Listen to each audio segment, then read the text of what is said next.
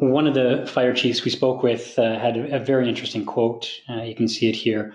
The fire chief of the future will almost have to be a statistician. You may know you're doing a good job, but you're going to have to prove it.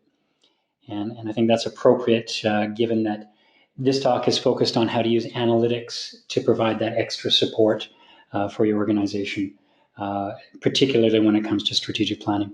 Let me jump into the four major components of how to prepare a strategic plan, and they are as follows.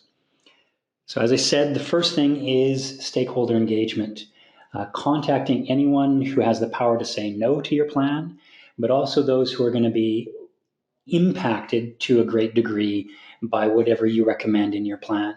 So the first phase that you should deal with in preparing for your plan is a stakeholder engagement. The second piece, and these can run simultaneously, is benchmarking.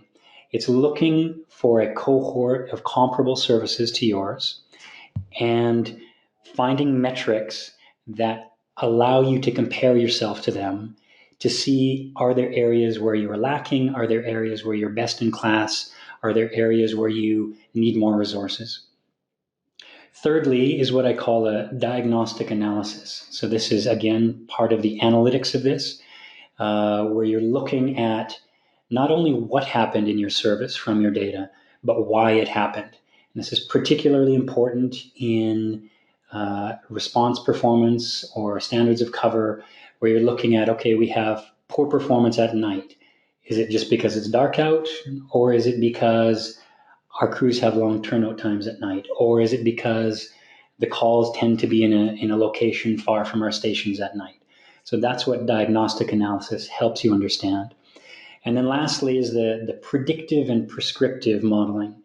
So diagnostic tells you what's wrong and why, and the prescriptive modeling tells you what's going to happen and what you should do about it.